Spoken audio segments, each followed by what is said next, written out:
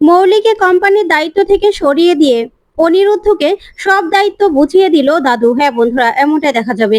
তাই সম্পূর্ণ জানতে ভিডিওটিতে লাইক দিয়ে চ্যানেলটি সাবস্ক্রাইব করে দেখতে থাকুন। গল্পের শুরুতে দেখা যাবে দাদু মৌলিকে বলে, আচ্ছা আমরা আর কতক্ষণ এই হেয়ালি শুনবো বলো তো, কিছু কি বুঝিয়ে বলবে? তখন মৌলি বলে, সবটা আমি বুঝিয়ে বলছি দাদু। তখন ঈশানী বলে, হ্যাঁ বলো, আমরা শোনার জন্যই তো অপেক্ষা করছি। তখন মৌলি বলে, আসলে কয়েকদিন ধরেই আমি না একটা ব্যাপার নোটিস করছিলাম, আর আমি আমি সন্দেহ করছিলাম। তাই আমি তদন্ত করা শুরু করি যে আমি এত প্রফিট করছি, তারপরেও কোম্পানি কেন আস্তে আস্তে এতটা লসের মধ্যে ডুবে যাচ্ছে। তারপরে আমি তদন্ত করে জানতে পারি যে আমাদের কোম্পানি অনেক বড় একটা কোটি কোটি টাকা লোনের সুদ বহন করছে। তখন তো এই কথা শুনে ঈশানী, দাদু, পিনাক্ষী সবাই অবাক হয়ে যায়। ওইদিকে বাণী চমকে যায়। তখন ঈশানী বলে, সুদ মানে? আমাদের কোম্পানির তো কোনো লোন ছিল না, তাহলে? লোন আছে বলে তো জানতাম না। তখন দাদু বলে, পিনাকি, আমাদের কোম্পানিতে তো কোনো লোন নেই। তখন মৌলি বলে, আমিও তো সেটাই জানতাম বাবা, যে আমাদের কোম্পানির কোনো লোন নেই। কিন্তু আমি সবকিছু যখনই খোঁজ খবর নেওয়া শুরু করি, তখনই আমি জানতে পারি যে আমাদের কোম্পানি কোটি কোটি টাকা সুদ দিচ্ছে। তখনই পিনাক্ষী বলে, কে করেছে এই কাজটা, কে লোন নিয়েছে? তখনই মৌলি বলে, তাপস আঙ্কেল। তখন তো তাপস এই কথা শুনে চমকে যায়। তখন তাপসের দিকে পিনাকি আর দাদু তাকিয়ে থাকে। তখন তাপস বলে ওঠে, মৌলি, এগুলো কেমন ধরনের কথাবার্তা? আমি লোন নেব কেন? আমি লোন নিয়ে কি করব? তুমি আমার নামে এত বড় একটা কথা বলতে পারলে? তখনই বাণী বলে, হয়ে গেছে তোমার সব কথা বলা। এতক্ষণ এগুলো সাজিয়ে রেখেছিলে, তাই তো? তখন ঠাম্মি বলে, বাণী, তুমি এরকম ভাবে কেন কথা বলছো?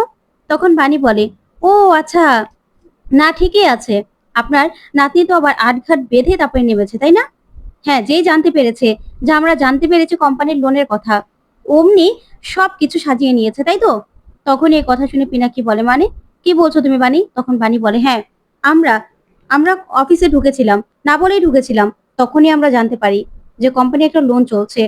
তখনই অনিরুদ্ধ বলে, হ্যাঁ, আমরা জানতে পেরেছি যে কোম্পানির কোটি কোটি টাকার একটা লোন চলছে, সেজন্য কোম্পানি প্রায় ডুবতে চলেছে।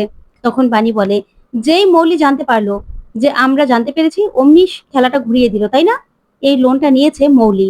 তখন তো এই কথা শুনে অবাক হয়ে যায় সবাই। তখন নয়নতারা বলে, অমনি আমার দিদি ভাইয়ের ঘাড়ে দোষটা চাপিয়ে দিচ্ছ, তাই তো? সুযোগে সদ্ব্যবহার করছো। তখন তো বাণী এই কথা শুনে অবাক হয়। তারপরে দেখা যাবে দাদু বলে, দাঁড়াও দাঁড়াও, আমি তো বুঝতে পারছি না এসব কি কথাবার্তা হচ্ছে। আমাদের কোম্পানির লোন মানে? আমি তো বুঝতেই পারছি না কিছু। তাহলে তো আমাদের কোম্পানি একদম শেষ হয়ে যাবে। তখনই দেখা যাবে বিদ্যুৎ বলে, না না, এই ব্যাপারটা মানা যায় না, এইভাবে কোম্পানি ডুবে যাবে। তখনই ঈশানী বলে, আচ্ছা বাণী আর মৌলি, তোমরা যে কথাগুলো বলছো, তোমাদের কাছে কোনো প্রমাণ আছে? তখন বাণী কিছু বলার আগে মৌলি বলে ওঠে, আমার কাছে প্রমাণ আছে। তখন ঈশানী বলে, কি প্রমাণ আছে? এত বড় একটা কথা যখন বললে, কি প্রমাণ আছে? প্রমাণ দেখাও। এইভাবে তোমাদের কথা আমরা বিশ্বাস করব কেন? তখন মৌলি বলে, হ্যাঁ, আমি সব প্রমাণ জোগাড় করে রেখেছি। তখন নয়নতারা বলে, দেখাও দেখাও দিদি ভাই, প্রমাণগুলো দেখাও। তখনই পিনাক্ষী আর দাদুর হাতে নকল একটা ফাইল তুলে দেয় মৌলি। তারপরে সে ফাইলের মধ্যে সিগনেচারের জায়গায় তাপসের সিগনেচার দেখে দাদু অবাক হয় আর বলে, তাপস, এখানে তো তোমার সিগনেচারই আছে, আর এখানে স্পষ্টভাবে লেখা আছে লোনটা তুমি তুলেছ। তখন তাপস অবাক হয়ে যায়। ওইদিকে অনিরুদ্ধ তাকিয়ে থাকে, কিছুই বুঝতে পারে না যে কি হচ্ছে। তখন দাদু বলে, তোমার এত বড় সাহস, তুমি এরকম একটা কাজ করতে পারলে? আমাদের কোম্পানিকে মর্গেজ রেখে এত বড় একটা লোন নিতে পারলে? তখন বিদ্যুৎ বলে, কি, কোম্পানিকে মর্গেজ রেখে এত বড় একটা লোন? না না, ভাবা যায় না, কি হবে এবার? তখন তাপস বলে, বিশ্বাস করুন মেসোমশাই, আমি এরকম কোনো কাজ করিনি। তখন পিনাক্ষী বলে, কিন্তু তাপস, এই জায়গায় তো তোরই সিগনেচার দেখা যাচ্ছে, তুই কি করে সিগনেচার দিলি বল?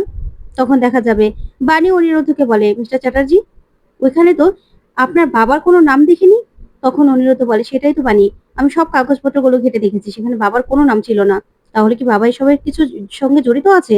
তখন বাণী বলে, না না মিস্টার চ্যাটার্জি, আসলে আপনার বাবাকে না ফাঁসানো হচ্ছে। মৌলি এই সব কিছু করেছে, চক্রান্ত করেছে, আমি বুঝতে পেরেছি। মৌলি আপনার বাবার ঘাড়ে সব দোষটা দিতে চাইছে। তখনই দেখা যাবে তাপস বলে, বিশ্বাস করো, আমি এরকম কিছু করিনি। আমি এরকম কিছু কেন করব? ঈশানী, তুমি তো অন্তত আমাকে বিশ্বাস করো বলো।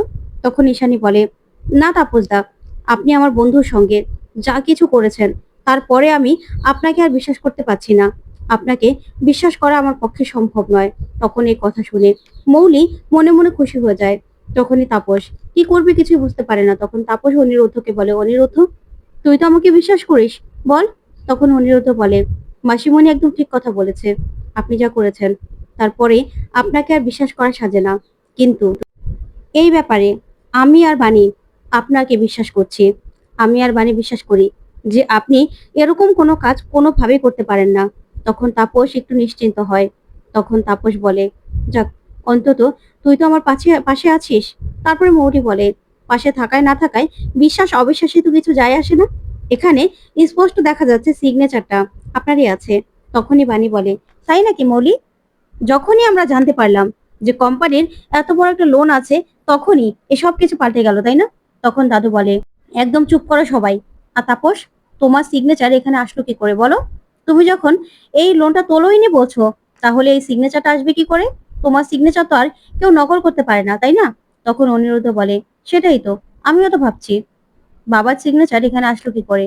আচ্ছা, আপনি কি না বলে না পড়ে কোনো কাগজে সই করেছিলেন? তখন তাপস বলে, না, আমি তো না পড়ে কোনো কাগজে সই করি না। হ্যাঁ, আমার মনে পড়েছে, একদিন মৌলি অনেকগুলো কাগজ নিয়ে এসেছিল আমার কাছে। আমি মিটিং এ যাব, তার আগে মৌলি বলছে যে অনেক দরকার, ও নাকি কাগজগুলো পড়ে নিয়েছে, সেজন্য আমাকে সই করতে বলেছিল। আর আমি সেই কাগজগুলোর মধ্যেই না পড়ে সইটা করে দিয়েছিলাম। তখন তো মৌলি এই কথাগুলো বলার পরে মৌলি সবার সামনে ফেসে যায়। তখন অনিরুদ্ধ বলে, ব্যাস, তাহলে তো হয়েই গেল।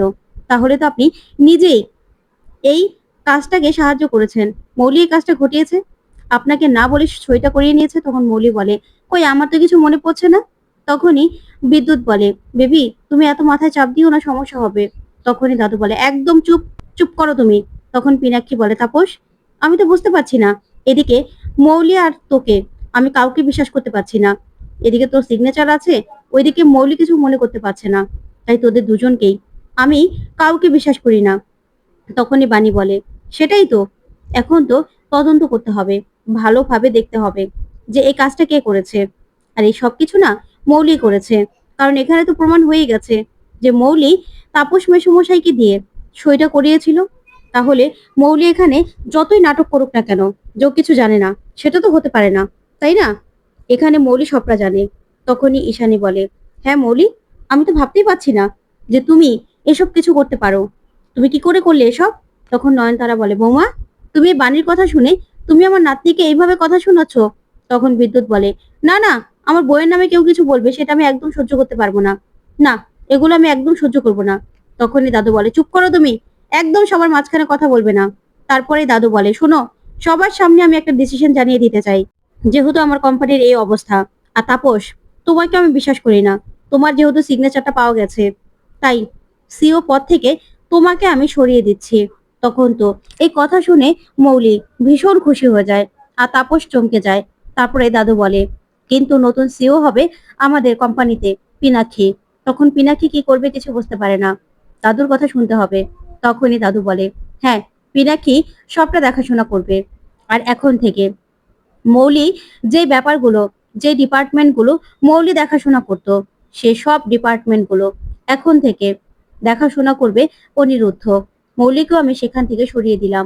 তখন তো মৌলি এই কথা শুনে চমকে যায়। তারপর দেখা যাবে দাদু বলে, আমি যে সিদ্ধান্ত নিয়েছি সেই সিদ্ধান্তই একদম ঠিক থাকবে। আমার সিদ্ধান্তের উপরে কেউ কোনো কথা বলবে না।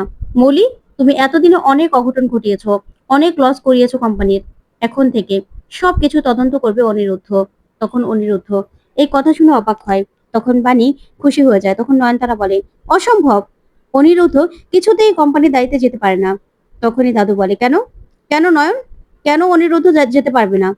অনিরুদ্ধ অবশ্যই কোম্পানির সমস্ত তদন্ত করবে, যা যা হয়েছে।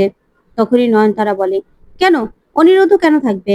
তখন ঈশানী বলে, কেন ছোট মা, অনিরুদ্ধ কেন থাকতে পারবে না? তখন পিনাকি বলে, শোনো ছোট মা, অনিরুদ্ধ যথেষ্ট পড়াশোনা জানা আর ওর কাজের দক্ষতা, সেটা আমরা কেউ অস্বীকার করতে পারবো না। তাই এই কাজের জন্য একমাত্র দায়িত্ববান হলো অনিরুদ্ধ। অনিরুদ্ধ সবকিছু করবে। তারপরে দেখা যাবে মৌলি প্রচন্ড রেগে যায়।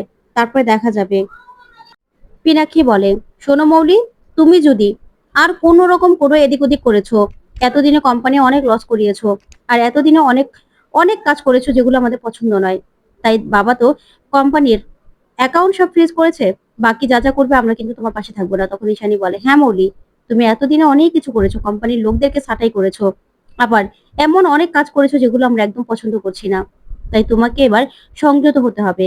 তখন পিনাক্ষী বলে, হ্যাঁ, বাবা যে সিদ্ধান্ত নিয়েছে সেটা তোমাকে মেনে নিতে হবে। তারপরে দেখা যাবে নয়নতারা মৌলিকে বলে, দিদি ভাই একটু চুপ করে থাকো, সাবধানে থাকো, তোমাকে সবকিছু মেনে নিতেই হবে। তখন অনিরুদ্ধ বলে, আমি দাদু, আপনি আজকে যে দায়িত্বটা দিয়েছেন সেই দায়িত্ব আমি ভালোভাবে পালন করব। কে বা কারা এই সব কিছুর পেছনে জড়িত আছে সবকিছু আমি খুঁজে বের করব। আমি আজকে আপনাকে কথা দিচ্ছি। তারপর দেখা যাবে তাপস চলে যেতে লাগলে সাথী আসে আর এসেই বলে, দাঁড়াও তাপস। তখন তাপস দাঁড়ালেই সাথী বলে, আজকে অনিরুদ্ধ আর বাণীর মতো আমিও তোমার পাশে আছি। আমিও বিশ্বাস করি যে তুমি এরকম কাজ কোনোদিনও করতে পারো না, তোমার পক্ষে এরকম কাজ করা সম্ভব নয়। তখন নয়নতারা বলে, বাবা সাথী, তোমার আজকে হলো কি? আমি তো কিছু বুঝতে পারছি না, উল্টো সুরে গান গাইছো? তখন সাথী বলে, না, উল্টো সুরে গান গাইছি না। তাপস আমার সঙ্গে যেটা করেছে সেটা অন্যায় করেছে, কিন্তু টাকার লোভ ওর কোনোদিনও ছিল না। ও যদি টাকার লোভ থাকতো তাহলে কিন্তু ও ফ্ল্যাটে গিয়ে থাকতো না, এই বাড়িতে নিজের অধিকার ও ফলাতে পারতো। তাই তাপসকে আর কেউ অবিশ্বাস করলেও আমি কোনোদিনও অবিশ্বাস করি না। তাপস টাকার জন্য নিজেদের কোম্পানির এত বড় ক্ষতি কোনোদিনও করবে না। তখন তো তাপসের কথা সাথীর কথা শুনে তাপস নিজের ভুলটা বুঝতে পারে। ওইদিকে নয়নতারা বলে, বাবা সাথী, তোমার তো দেখছি পার্টি খেতে 2 মিনিটও লাগে না। তখন এই তাপস সাথীর সামনে হাত জোড় করে বলে, তোমরা যে এই দুঃসময়ে আমার পাশে আছো সেটাই আমার কাছে অনেক। অন্যদিকে দেখা যাবে মৌলি আর বিদ্যুৎ নিজেদের ঘরে গিয়ে একটা ট্রাঙ্ক বের করে সেখানে টাকা দেখতে থাকে। তখন মৌলি বলে, আচ্ছা এই টাকাগুলো প্রতিদিন বের করে দেখার কি আছে বিদ্যুৎ, সেটা তো বুঝতে পারছি না। তখন বিদ্যুৎ বলে, তাতে কি হয়েছে ভাবি? তখনই সেখানে নয়নতারা চলে আসে, সে বলে, দিদি ভাই তোমরা ঘুমোওনি এখনো? তখন মৌলি আর বিদ্যুৎ সে টাকাগুলো লুকোতে থাকে। তখন নয়নতারা বলে, দেখি দেখি তোমরা কি লুকোচ্ছ। তখন নয়নতারা সেই ট্রাঙ্কের ভিতরে টাকা দেখেই চমকে যায় আর বলে, এতগুলো টাকা? তার মানে দিদি ভাই তুমি আমাকেও অন্ধকারে রেখেছো, আমাকেও মিথ্যে কথা বলেছো, তুমি কোম্পানি থেকে এতগুলো টাকা সরিয়েছো, আর তুমি আমাকে একটু জানতে পর্যন্ত দিলে না, আমাকে তুমি বললে না 2 দিন ধরে বিদ্যুৎকে ছিল, সেই বিদ্যুৎ তোমার সব কথা জানে, অথচ তোমার এই গ্র্যান্ড মামিকে তুমি একটুখানি বিশ্বাস করে বলতে পারলে না।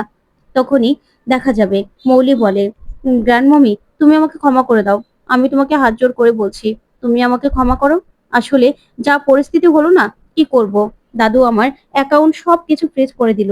এইদিকে এই কুয়াশার বিদ্যুৎকে মাসে মাসে কতগুলো করে টাকা দিতে হচ্ছে, ওইদিকে লয়েস প্রশান্ত ওদেরকেও টাকা দিতে হচ্ছে। কি করব আমি বলো তো? তার মধ্যে আবার কোম্পানির এত সমস্যা, তার জন্য আমি কাজটা করে ফেলেছি গ্র্যান্ড মামি, আমাকে ক্ষমা করো তুমি।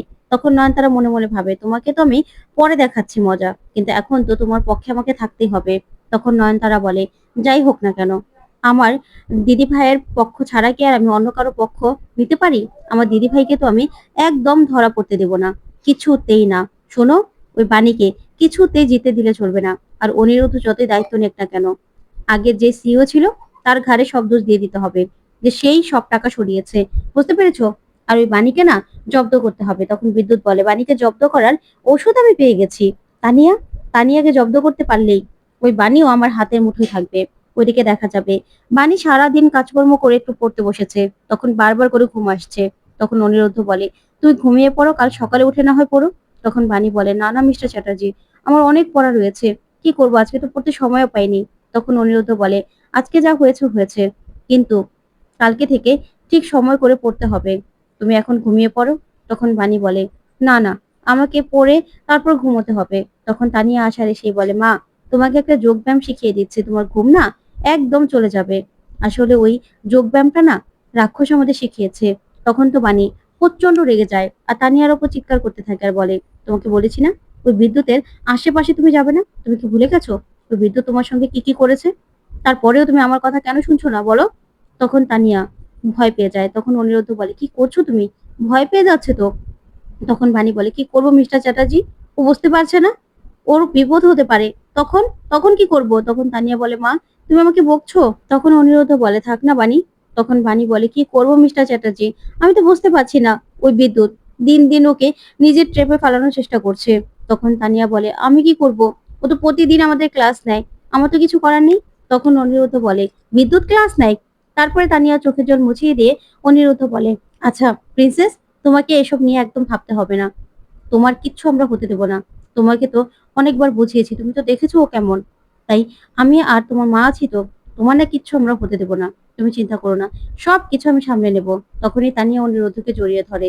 তো বন্ধুরা, কেমন লাগলো আজকের আপডেট কমেন্ট করে জানাও। ধন্যবাদ।